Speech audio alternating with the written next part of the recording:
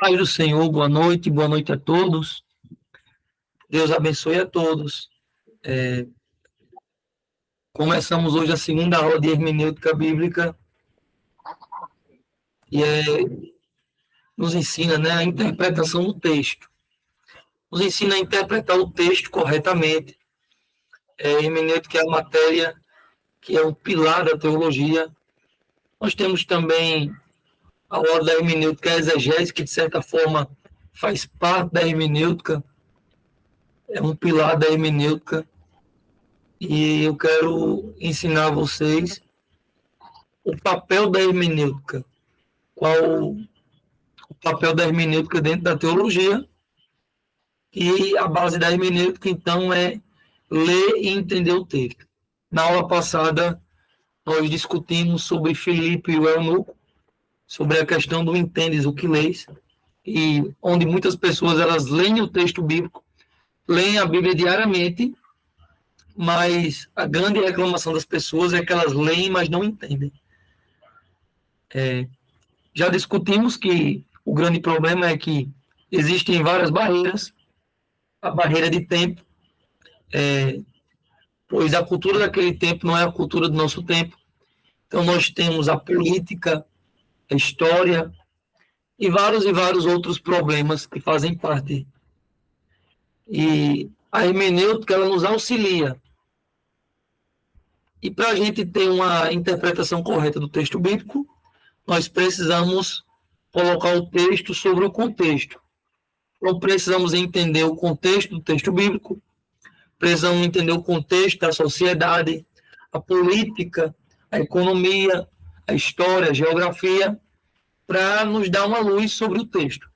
Discutimos também, pessoal, que a aula passada, sobre alguns textos que aparentemente eram obscuros, de difícil interpretação bíblica. Falamos, por exemplo, sobre Lilith, que é um falso cognato, e alguns outros textos. Eu queria, nessa aula de hoje, trazer algo dentro desse contexto para o aprendizado de vocês. E eu queria falar sobre a origem do termo primeiro hermenêutica, que vem da palavra grega hermeneu. Significa simplesmente interpretar. Então, o que seria a hermenêutica dentro da teologia? A hermenêutica é a disciplina que ensina as regras para interpretar um livro.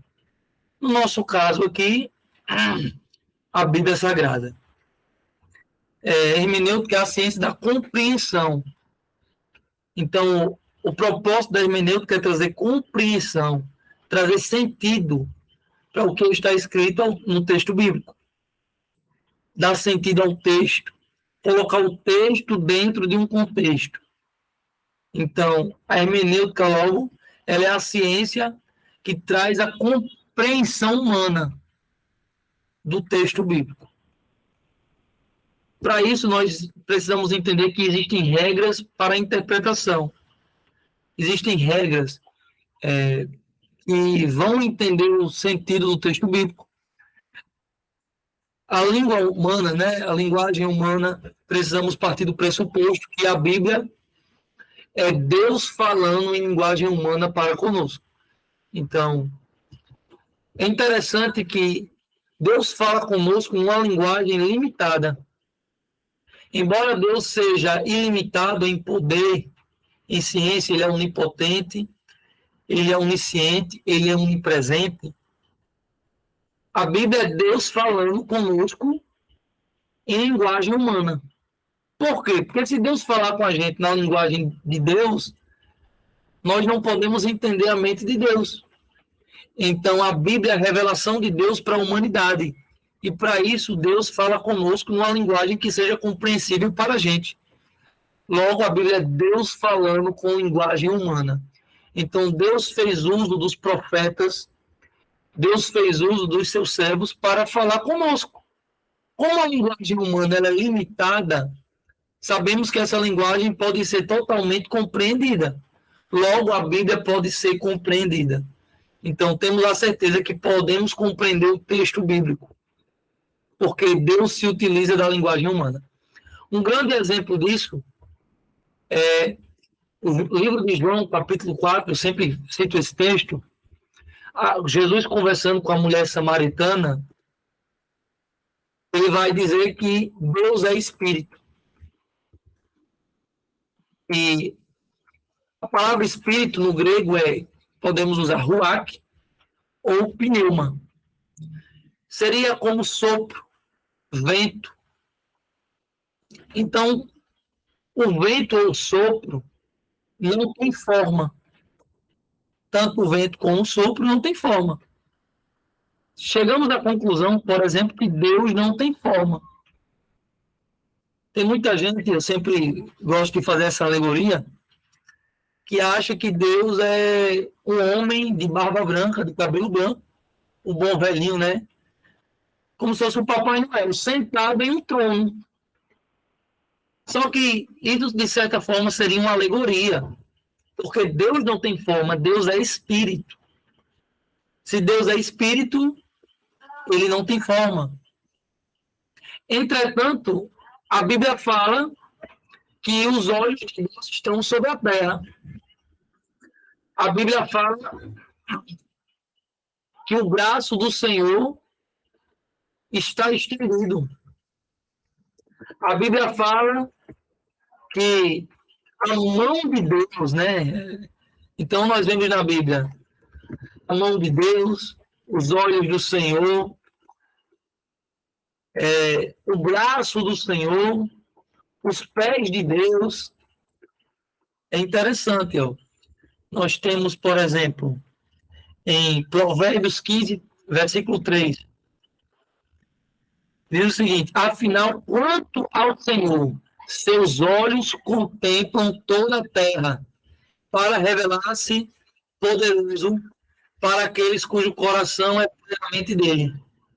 Olha que coisa interessante.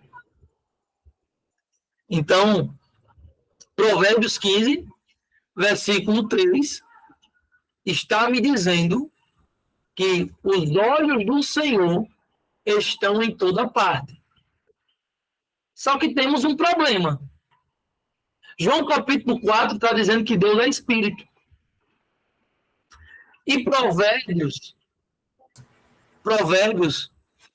está me dizendo agora que os olhos do Senhor passam sobre a terra. Então, há uma contradição. Deus é espírito ou os olhos de Deus têm olho? Boa noite, Vânia. Pai do Senhor.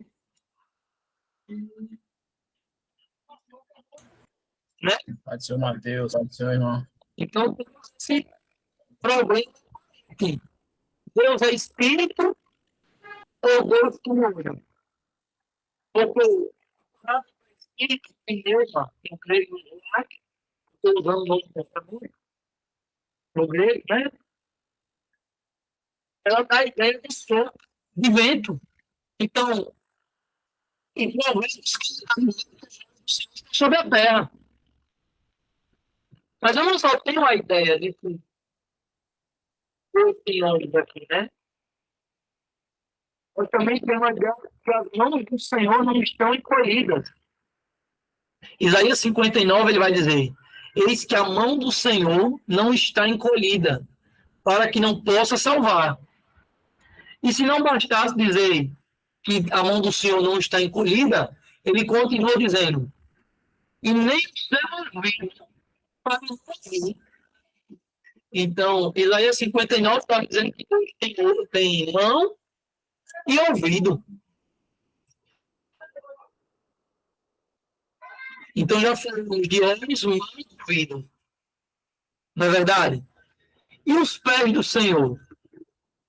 A Bíblia também fala sobre os pés do Senhor.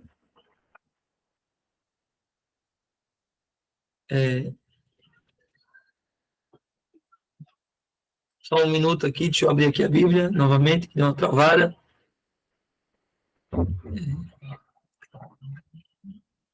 Salmo 95, 99, vai dizer: exalte ao Senhor, nosso Deus.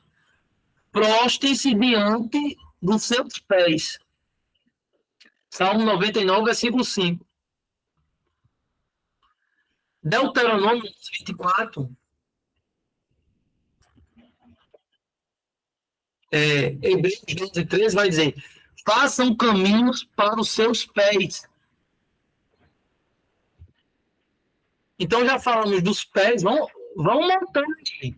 Os pés, os olhos, o ouvido, a mão do Senhor, e temos também o braço do Senhor.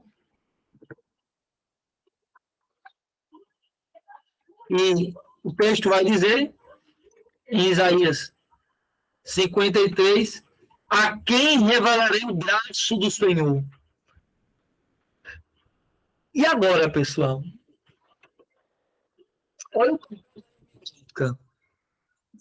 todos esses textos estão descrevendo uma parte do corpo de Deus, não é verdade?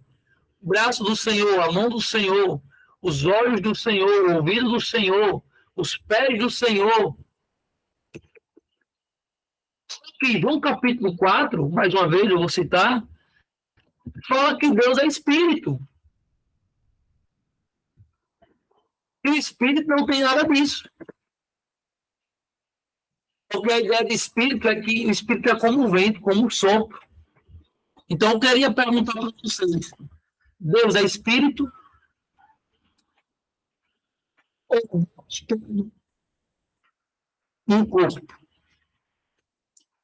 Alguém pode responder, Vânio?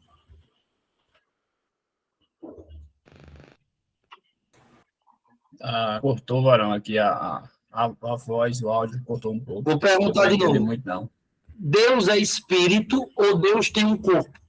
Porque a gente leu textos que fala que Deus tem braço, Deus tem pé, Deus tem ouvido, Deus tem mão, Deus tem Jesus olhos. fala samaritana, né? No poço de Jacó. Ele diz: Deus é Espírito. E como a gente resolve essa contradição aparente? E agora? Quer comentar, Léa? Não saberia como explicar a alguém exatamente, porque tem mais textos falando do corpo Sim, do que do espírito, né? sim. Parece até que a gente está montando Frankenstein, né? Né? É, Verdade. Parece que a gente está montando Frankenstein. Um braço, uma perna, uma mão, uma cabeça. Esse aqui é o papel da hermenêutica bíblica. A hermenêutica que vai solucionar esse problema. O que a hermenêutica vai fazer? Ela vai contextualizar. Então, assim, a gente não pode anular João capítulo 4, primeiro ponto, quem está falando ali é Jesus. Verdade. Pastor, mas os profetas falaram inspirados por Deus. Lembra que eu falei para vocês que a Bíblia é Deus falando com a mente humana? Deus está falando em linguagem humana. Porque se Deus fala conosco em linguagem de Deus, a gente não vai conseguir entender. uhum. Tem alguns irmãos que eu lembro que tem alguns irmãos que qualquer coisa que acontecer aí, pastor, é mistério. Como é isso, irmão? Não sei, é mistério de Deus. Porque até fala sobre o mistério, né? Só que Paulo fala sobre o mistério que foi revelado. Então a Bíblia ela está sendo revelada para nós. Como é que a gente resolve? Vamos aos pontos. Primeiro ponto, a Bíblia é Deus falando com linguagem humana, porque Deus está falando com a humanidade. E Deus precisa falar com a humanidade na linguagem que a humanidade entende. Esse é o primeiro ponto. Então, fica afirmado que Deus é Espírito. Uma outra coisa, a Bíblia se utiliza de linguagem antropomórfica. O que é a linguagem antropomórfica? Ela atribui características humanas a Deus. Então, quando a Bíblia fica falando o braço do Senhor, a mão do Senhor, os pés do Senhor, ela está falando com a linguagem humana. Para que a gente possa entender. Isso. É uma maneira que nós possamos entender. Como uma metáfora, né, Mateus? Isso. Lembra que Jesus falava sempre por parábolas? Para que as pessoas entendessem. Quando Deus se utiliza dessa linguagem humana, ele está falando de uma forma que nós possamos entender. A Bíblia só contém linguagem antropomórfica, que é atribuir características humanas a Deus. A Bíblia também contém linguagem zoomórfica. A Bíblia contém zoomorfismo. Você sabe o que é zoomorfismo? Forma de animal. Isso. A Bíblia também utiliza as 4 faces, né? A face de leão, a face de urso, a face de... Fala sobre isso. A Bíblia também atribui características de animais a Deus. Jesus é o leão. Pronto, ótimo, bom entendimento. Jesus é o leão da tribo de Judá, por exemplo. Oxente, Jesus é leão? É o símbolo da tribo. Entendeu? Principal. Então, nós temos antropomorfismo, que está associado ao conceito de antropopatia, que significa antropomorfismo, mas nós também temos a ideia de antropopatia, que atribui sentimentos humanos a Deus. Deus é humano? Não. Mas espera aí, a Bíblia diz que Deus ama. A Bíblia diz que Deus se ira. A Bíblia diz que Deus se irou-se. A Bíblia diz que pesou o coração de Deus. E Deus tem coração? Gênesis 6,6 vai dizer que então arrependeu-se o Senhor de ter feito o homem sobre a terra. E isso me pesou o coração. Aí nós temos agora 2 pontos. Deus se arrepende e Deus tem coração, mas isso é atribuir sentimentos humanos a Deus. Para quê? Para que o homem possa entender. Vocês estão compreendendo como isso é profundo?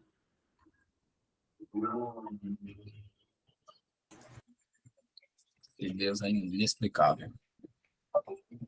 Isso. Só que como a Bíblia diz falando conosco em linguagem humana, Deus se utiliza desses sentimentos para nos comunicar.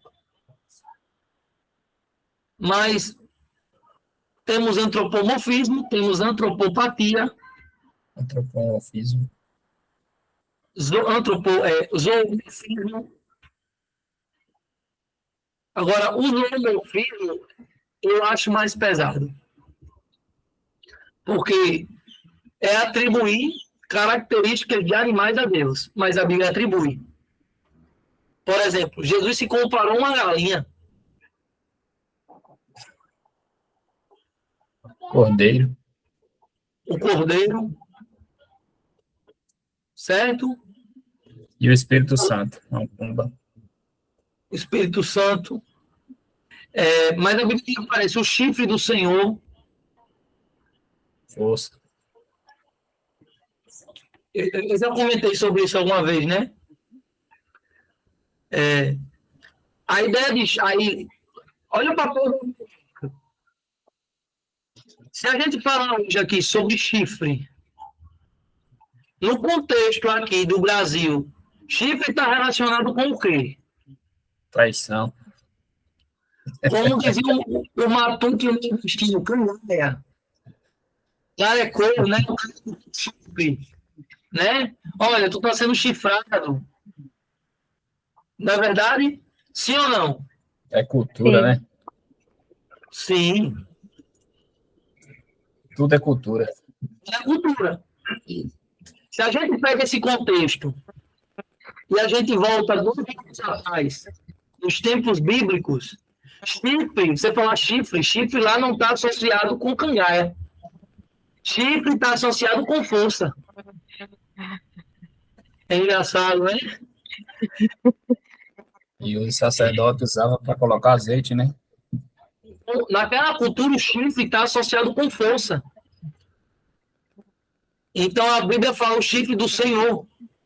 E está associado com força.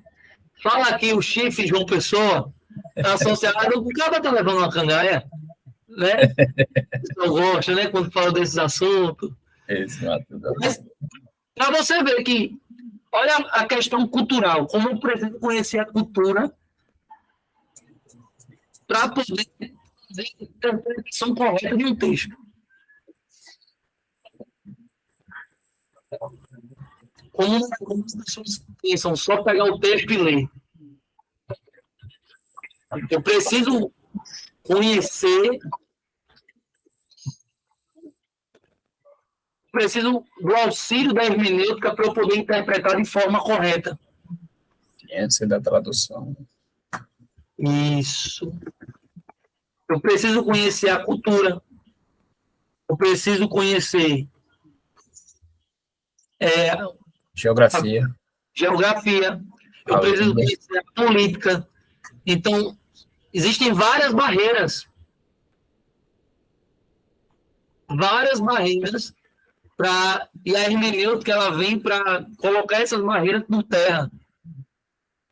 Por exemplo, quando Samuel ungiu a Davi,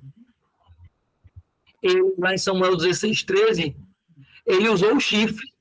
Então ele trouxe um chifre cheio de azeite e derramou, porque ele estava ungindo o rei. Cheio de poder. O que também nós temos? Nós temos alegoria, nós temos onomatopeia, nós temos na Bíblia hipérbole, nós temos sarcasmo, nós temos metonimia, nós temos parábolas. Pastor, eu sei as parábolas no Antigo Testamento, também temos parábolas. Nós temos quiasmo. Eu gosto muito dessa passagem, que é em Gênesis, que fala sobre a morte de um jovem. E eu sempre faço uma pergunta aqui. Em Gênesis 4:23, são palavras de Lameque. E ele vai dizer: então Lameque vangloriou-se para suas esposas, Ada e Zila, e disse: ouvi-me, vós mulheres de Lameque, escutai o que passo a declarar-vos. Eu matei um homem por me ferir, e um mancebo por me pisar. Quantas pessoas ele matou? Eu já sei. Uma. Mas quem está lendo o texto? Vai pensar que ele matou. Sempre pensei que eram duas. Sempre pensa que eram duas. Só que... Rapaz, pensei duas mesmo. Aí lembra que eu falei para vocês que a cultura é importante? Demais. Como é a poesia aqui no Brasil? Com rima. Com rima. Eu sempre faço essa aqui, ó. Combinação. O amor é uma flor roxa que nasce no coração dos trouxa. Né? Roxa rimou com trouxa. A poesia básica tem a ver com paralelismo e quiasmo. Então, por exemplo, a primeira estrofe completa a terceira, a segunda completa a quarta. Existem livros poéticos. Nós temos poesia em Salmos, nós temos poesia em Provérbios, nós temos poesia em Jó, poesia em Gênesis, e esse livro está em quiasmo e paralelismo. Então ele está dizendo, ó, eu matei um homem por me ferir, e um mancebo por me pisar. Aí ele continua, quem ferir Caim será vingado 7 vezes, mas Lameque 70 vezes 7. O que ele está dizendo, em outras palavras? Ele pegou 7 com 77 e matei um homem e matei um homem jovem. Ele quis dizer que ele matou um homem e esse homem era jovem.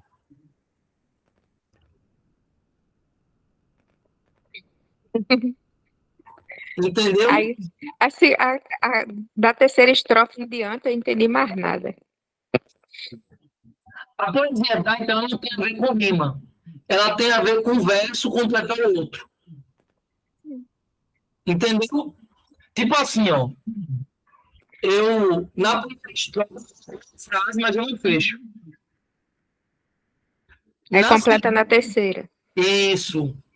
Aí na segunda já é outro assunto. Aí completa na quarta. Mas Isso. aí no texto eu não entendi. Não, nesse tempo ele completa a primeira, a segunda e a terceira na quarta.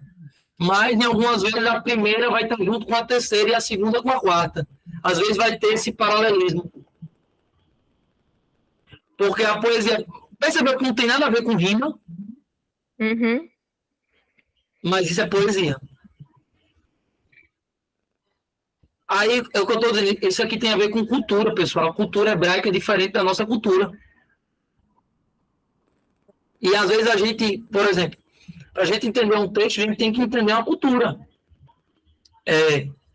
Lá em Israel, parece que o McDonald's tem McDonald's, mas o hambúrguer lá não tem queijo. Tu consegue comer um hambúrguer sem queijo? É diferente, né? Para mim, o que dá o gosto é a mistura de carne com queijo, né? Aquele queijo bem gostoso, assim, derretido por cima do hambúrguer, né? Mas o judeu não come carne com queijo. Então, ou ele só come queijo, ou ele só come carne. Mas é por quê? Porque a Bíblia diz para ele lá no Antigo Testamento que não cozinharás A carne no leite da mãe. Isso. Então, eles entendiam, os sábios, os rabinos, escreveram os comentários, eles não comem carne com queijo. Só que isso se tornou algo cultural. Então, o McDonald's lá não tem queijo. McDonald's, né? Não tem Quem queijo. ganhou foi o McDonald's, né? Vende um hambúrguer sem queijo. Ó, será que é mais barato? Economia do caramba. Será? Mas isso é cultura, pessoal. Então, às vezes, para a gente interpretar um texto, a gente precisa entender a cultura.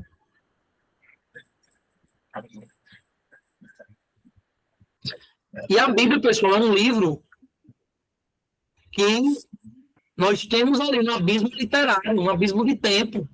Não foi um livro que foi escrito ontem. O erro de muitas pessoas é querer ler a Bíblia como se ela tivesse escrita hoje.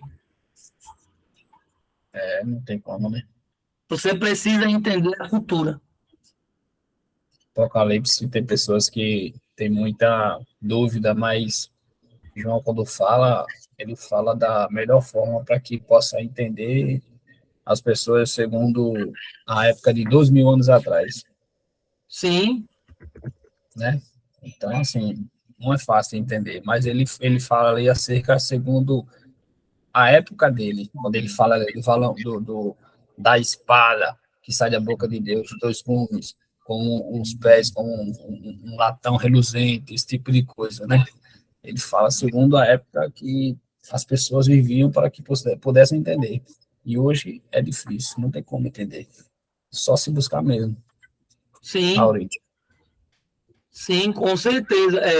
Para você entender, eu estava estudando, voltei a ler as cartas do Apocalipse, né?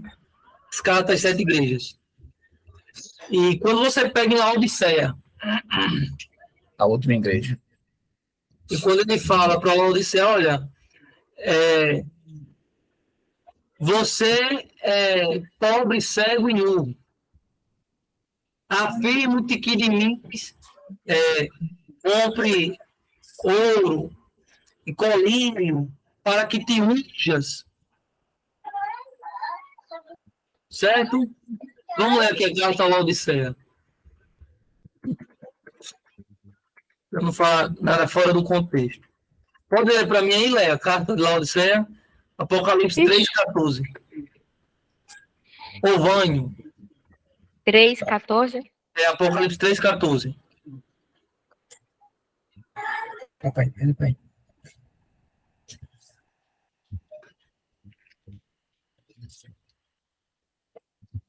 Peraí, vai não. 3:14. Deixa eu acender aqui a lanterna para eu ver melhor.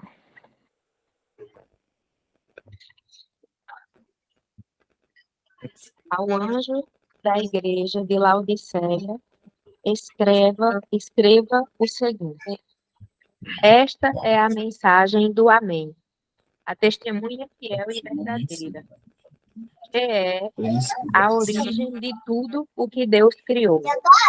Eu sei o que tens feito, o que você tem feito. Sei que não são nem frios nem quentes. Gostaria que fossem uma coisa ou outra, mas porque são apenas mornos, nem frios nem quentes, vou logo vomitar.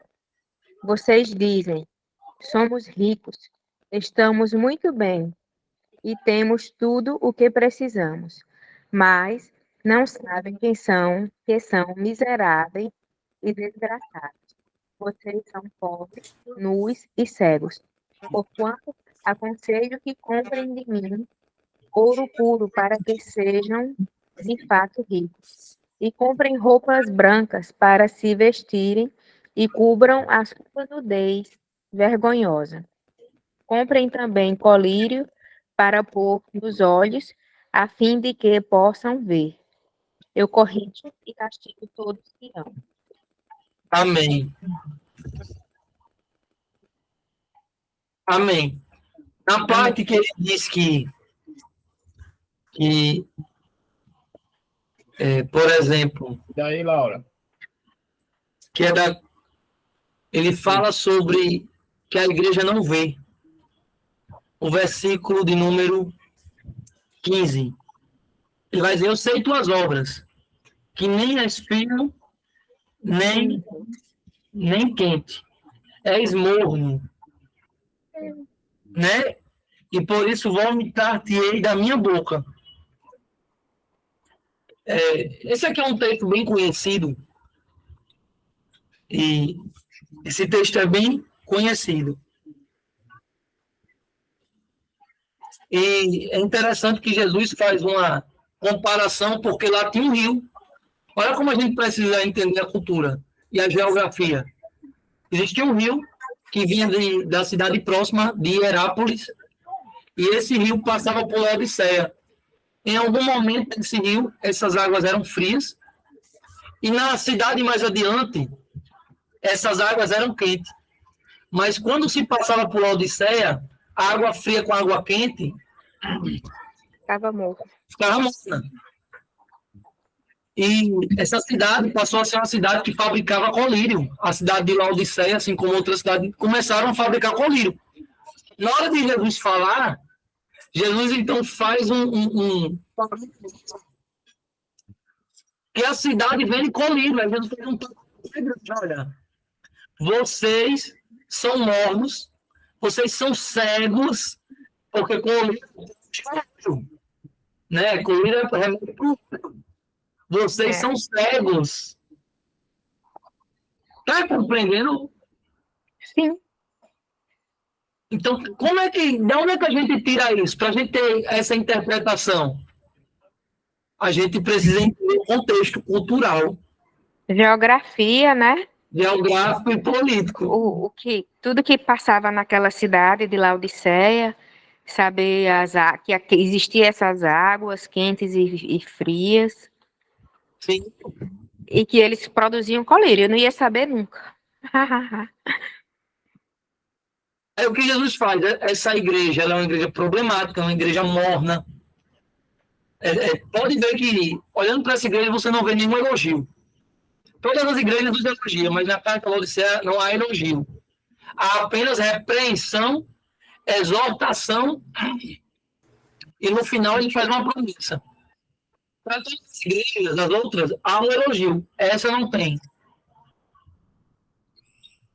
Mas há um paralelo aqui entre o colírio que a cidade produz e a igreja que está cega. Uhum. Quer dizer, eu preciso entender aqui, mais uma vez, como vocês disseram bem, a geografia da cidade. E o contexto econômico. Porque se a cidade é uma produtora, exportadora de colírio, há um contexto econômico aqui também. Então, a hermenêutica, ela me faz enxergar, pessoal, essas situações para eu poder interpretar o texto.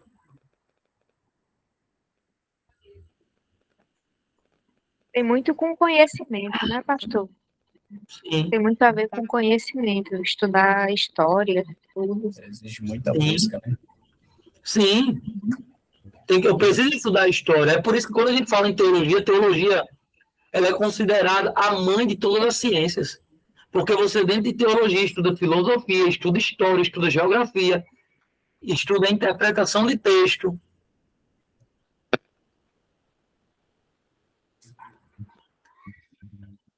E um líder, um pregador, como vocês dois, por exemplo, são pessoas de ministério, são dois pregadores, vocês precisam ter esse conhecimento.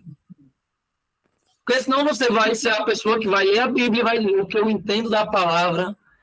Quando alguém diz o que ela entende da palavra, é porque ela não entende nada. Eu vou dar um exemplo aqui, bem simples, a gente já está, para não ficar muito fadigado, porque tem muito material para vocês lerem nos livros. Essa matéria é mais teórica. Vocês já entenderam que a Bíblia ela tem alegorias, a Bíblia tem metonímia, a Bíblia tem linguagem, não é? Que a Bíblia Deus ele usa a linguagem humana para a humanidade. O pastor repete, cortou as duas vezes que o senhor falou. A voz. Deixa eu falar novamente, então. A Bíblia é Deus falando com linguagem humana. Sim. Então, na Bíblia nós temos alegoria, nós temos metonímia, nós temos sinedoque, nós temos hipérbole. Deus faz uso da linguagem humana. Certo? Uhum.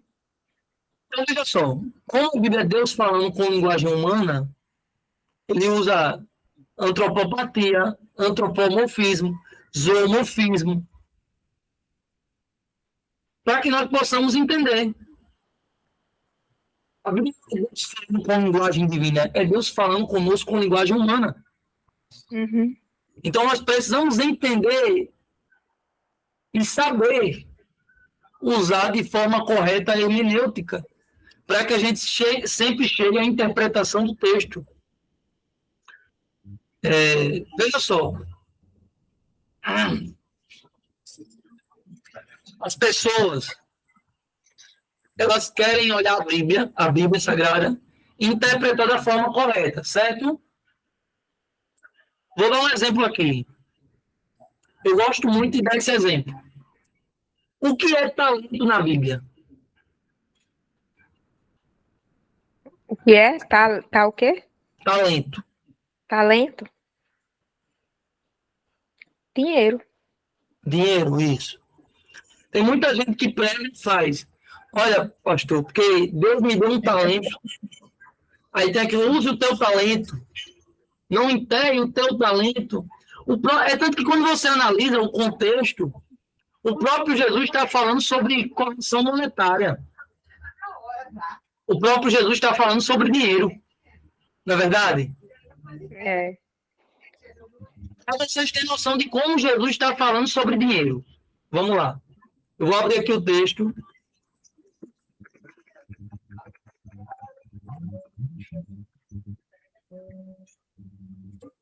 Vou abrir o texto aqui.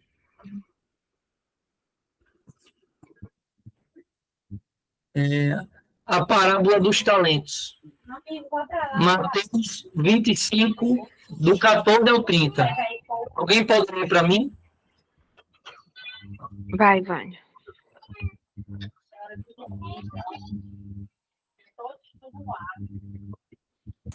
Como é, Mateus? Mateus 25, do 14 ao 30. Alguém pode ler? Alves. Só tocou aqui, me atrapalhou. Mateus 14. 25, do 14 ao 30. Vamos lá. Mateus do 14 ao 30.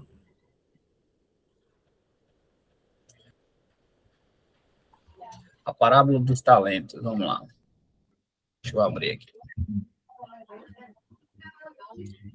Melhor para ler. Pois será como um homem que, ausentando-se do país, chamou os seus servos e lhe confiou os seus bens. A um deu 5 talentos, a outro deu 2 e a outro deu 1. A cada um segundo a sua própria capacidade. E então partiu. O que recebera 5 talentos saiu imediatamente a negociar com eles e ganhou outros 5. Do mesmo modo, o que recebera 2 ganhou 2.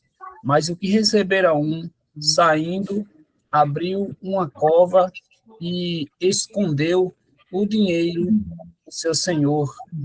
E depois, vamos lá, deixa eu subir mais. Depois de muito tempo, voltou o senhor daqueles servos e ajustou conta com eles.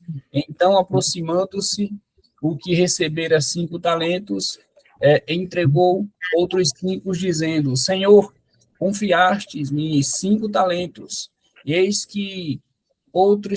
aqui outros 5 talentos que ganhei. Disse o Senhor: muito bem, servo bom e fiel, pois foste fiel no pouco, sobre o muito te colocarei. Entra no gozo do teu Senhor. E aproximando-se também o que recebera 2 talentos, disse: Senhor, 2 talentos me confiastes, aqui tem outros 2 que ganhei. Disse o seu senhor: muito bem, bom servo bom e fiel, fostes fiel no pouco, sobre o muito te colocarei. Entra no gozo do seu senhor. E 23 diz: e disse-lhe o Senhor: muito bem, servo fiel. Muito bem, servo fiel. No pouco, cadê Jesus? Me perdi aqui, não subi. No 22. Aproximando-se também, recebera 2 talentos, disse: Senhor, 2 talentos me confiastes, aqui tem outros 2 que ganhei. No 23 diz: disse-lhe o Senhor: muito bem, servo bom e fiel, fostes fiel no pouco, sobre o muito te colocarei. Entra no gozo do teu Senhor. No 24 diz: chegando por fim o que recebera 1 talento, disse: Senhor, sabendo que és homem severo, que ceifas onde não semeastes e juntas onde não espalhastes, receoso escondi na terra o teu talento. Aqui tens o que é teu. Respondeu, porém, o Senhor a seu servo: meu mau e negligente, sabias que ceifo onde não semeei e junto onde não espalhei. Cumpria, portanto, que entregasses meu dinheiro aos banqueiros, e eu, ao voltar, receberia com juros o que é meu. Tirai... Percebe que o patrão está mandando, porque ele está falando sobre dinheiro. Olha como o texto está falando sobre dinheiro. Valores, né? Por que tu não colocou uma promessa ao banco para eu ganhar os juros? Pelo menos lá, né? Na poupança corrente. Só que tem gente que acha que talento é bom. Então, assim, qual é o teu talento? Meu talento é cantar. Meu talento é pregar. Se bem que eles cantam por dinheiro mesmo, não, os dias. Sim, é isso. Trazendo pro texto. Aí a gente tem pregações assim. Irmão, tem talento. Tem muita pregação assim. Né? Multiplica o teu talento, porque senão o Senhor vai vir cobrar. Isso. Claro que é bem verdade. Você não pode ficar inerte. O capítulo 2 fala sobre voltarmos ao primeiro amor. Jesus repreende a igreja porque olha, tenho porém contra ti que abandonaste o teu primeiro amor. Volta e arrepende-te e volta a praticar as primeiras obras. Foi, Asaf. A palavra do Senhor já declara. Volta a praticar as primeiras obras. É o que a Bíblia diz. Volta ao primeiro. Entretanto, o talento aqui não tem a ver com dom. Talento é finanças, então o texto está tratando de finanças. Eu já preguei. Eu já preguei. Não só você, muita gente. Aí a gente sabe o que é talento. Para você ver o que é uma busca cultural. Aí, o que é um talento? Talento é correção monetária.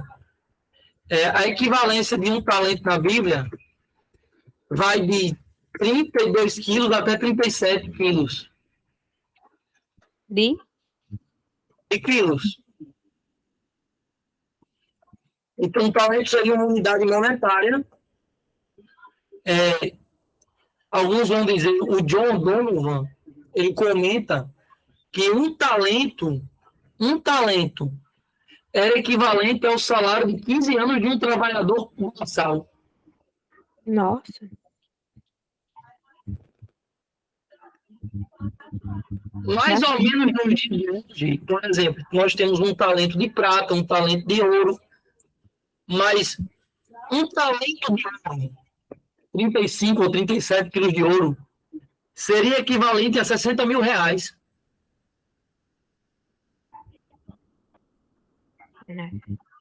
Então, quando o patrão a 1,10, o cara entregou. A Bíblia não disse se era de ouro, de prata, de alguma coisa, mas se ele entregou para mim, vamos trocar um talento com 35 quilos, a média. Porque não é um consenso, entendeu? Alguns dizem que era 32, outros que era 37, outros que era 35. Vamos tratar um talento na média, 35. Vamos tratar. O céu entregou 150 quilos de ouro. Vamos passear, vai. O que ele entregou 35, cavou um buraco, ficou com medo de perder e enterrou. É por isso que quando o patrão chega, o patrão vai dizer: por que você pelo menos não colocou? E o texto está tratando de investir. Isso é uma chave para os empresários, né, esse texto. O que recebeu 2, multiplicou e devolveu 4. Está entendendo? Claro, que você tem que usar aquilo que Deus te deu. Laura, é fogo, né? Desse jeito. Tem que entender que o texto está falando sobre unidade monetária. Porque Paulo vai falar sobre dons, então sobre ministérios, sobre o dom de bispo, o dom de evangelista, o dom de pastor, o dom de apóstolo. Mas o texto aqui está falando sobre unidade monetária. Só que qual é o problema? O problema é que o pessoal não faz o auxílio da hermenêutica. Então ele olha para a Bíblia e vê a palavra escrita talento. Quando ele vê a palavra escrita talento, ele diz: eu sei o que é talento. Meu talento é cantar, eu tenho que cantar. Meu talento é pregar, eu tenho que pregar. É a cultura aqui, né? Não, você tem que pregar. Você tem que cantar.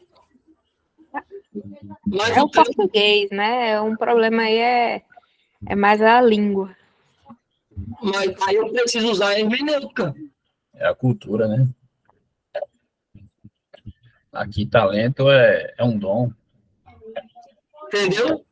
Mas não é. Então, assim, pessoal, É como eu estou dizendo, a gente precisa do auxílio da hermenêutica, porque a hermenêutica ela é uma ciência.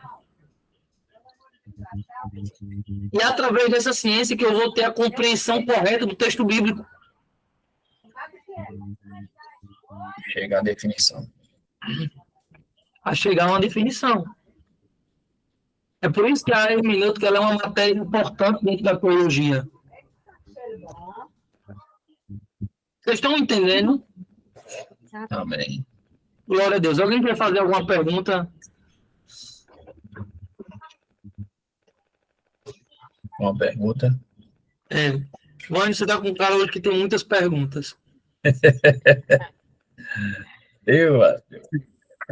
A Bíblia é grande, tem muita dúvida, né? Ela deixa muita dúvida. Sim, verdade.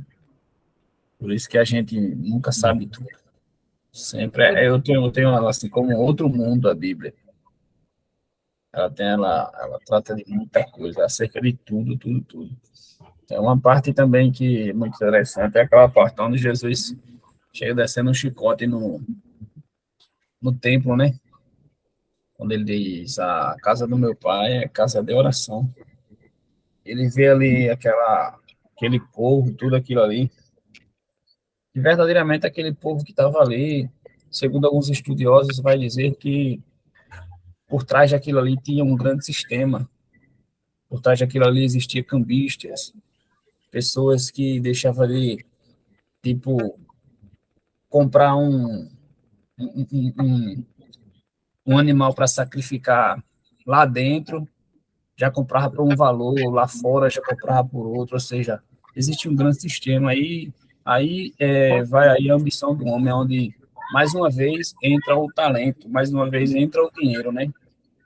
Se a gente for tratar acerca disso aí, a gente vai ver que quando Jesus vir se irá, verdadeiramente tem algumas coisas, segundo os estudiosos, que batem mesmo, né? Havia um sistema por meio dos sacerdotes, no meio dos fariseus ali. Os fariseus, querendo ou não, eles eram corruptos. Não é diferente no mesmo dias de hoje, né? Isso. Dentro das igrejas. Eu ia comentar sobre isso, não diferente dos dias de hoje. É um sistema terrível no meio das igrejas, né? Mas é assim mesmo. Deus, ele é bom. Eu queria comentar sobre isso, é interessante. Obrigado, filho. Que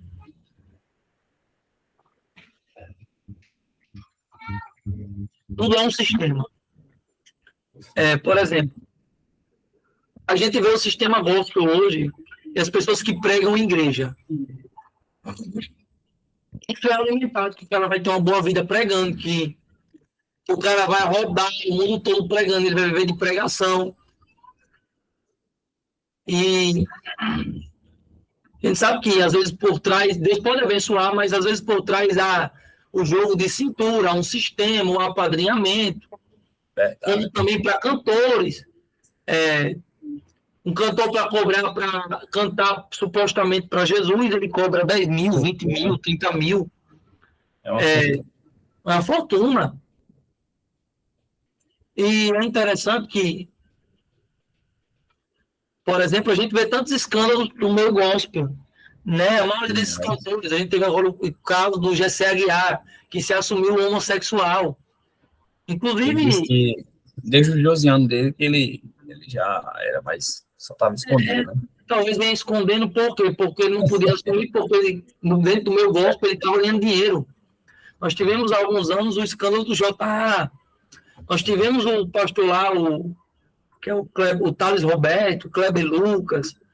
Tantos outros. Eu estava conversando com um pastor, amigo meu, almoçando um dia desse, e ele falou sobre um pastor muito abençoado, que veio pregar na igreja dele, um homem de Deus, etc. Aí ele disse, ele ligou para o pastor, a igreja ia ser um evento, ele pegou o telefone, ligou e disse, pastor, me perdoe, mas quanto é a sua oferta? Aí o pastor disse, não, a gente não vai falar sobre isso, não sei o quê, você vê qualquer coisa aí, poder me abençoar. Amém. Aí ele separou qualquer coisa, só que o qualquer coisa dele era um valor exato, era muito dinheiro. Aí eu Será que você chegasse com 50 reais, já que falou qualquer coisa? Será que ele aceitaria?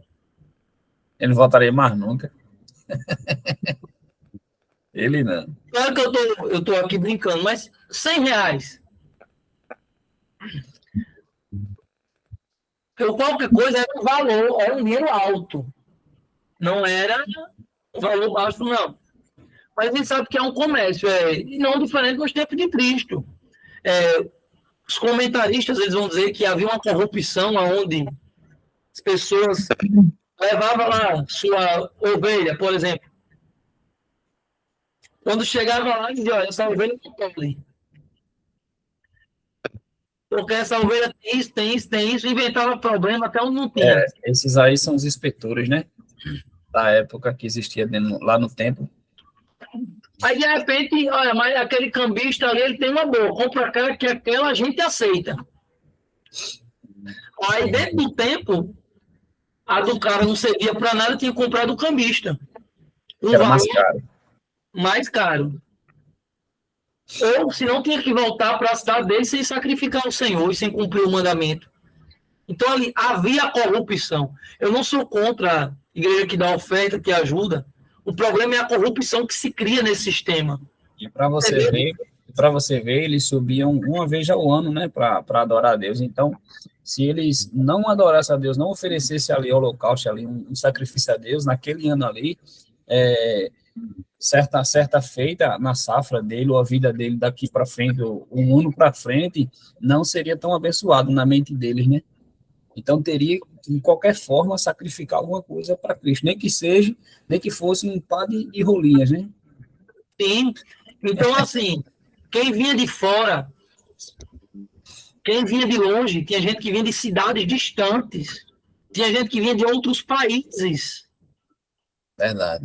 Se você pegar ali, por exemplo, o texto de Atos dos Apóstolos, quando há o Pentecostes ali, o autor vai dizer, realmente foi Lucas, que ali tinha prosélitos de toda a região, dos partos, da Grécia, dos elamitas. Havia gente de toda a região do mundo. Então, assim, a gente sempre tem que aplicar um contexto o texto dentro de um contexto. Então, o cara que saiu lá do outro mundo para vir sacrificar, sei lá se ele trazia o animal dele, se ele trouxesse, geralmente não era aceito. Se ele não trouxesse, na mão do cambista era mais caro.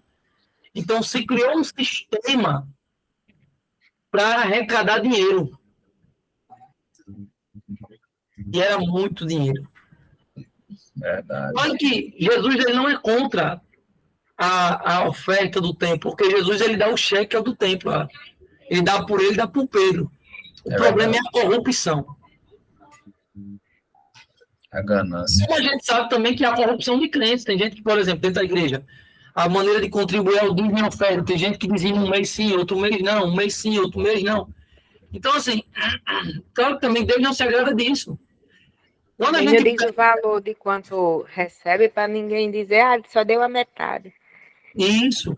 É por isso que quando você olha esse texto de Mateus, ele trata sobre isso, porque ele está dizendo, olha, a um foi dado 2, a outro foi dado 5, a outro foi dado 10, a outro foi dado 1. Quer dizer, aquilo que você tem que utilizar no reino para você conquistar tesouros no céu através dos teus tesouros na terra. Aí você vê que aquele que ganha um e não emprega ninguém, Deus cobra dele. Em outras palavras, o texto está dizendo, olha, até o dinheiro que você tem é para você utilizar no reino de Deus. A Bíblia diz para a gente honrar a Deus com os nossos bens, né? Você está entendendo? Aqui não tem a ver com pregação, não tem a ver com cantoria, não tem a ver com nenhum outro ministério, mas Jesus está tratando de unidade monetária.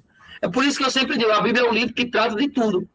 Aí muitas igrejas, muitos pregadores, muitos pastores, eles pregam sobre o talento no sentido de ser um dom e esquece de pregar o que o texto está dizendo que é sobre finanças.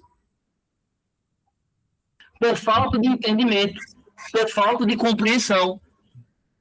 Aí repete todo o culto, Malaquias. Mas a gente tem um texto aqui em Mateus que está falando que... E se você fazer a exegese do texto, você vai ver que cada um deles conseguiu multiplicar, exceto o que recebeu um.